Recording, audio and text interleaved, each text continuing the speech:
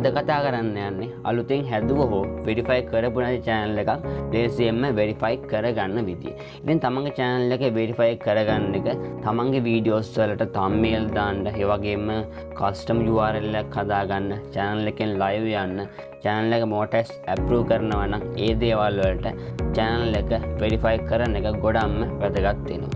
එහෙමනම් ඉතින් තවත් කතා කරන්න නැතුව අපේ channel එක වෙරිෆයි කරන හැටි බලමු.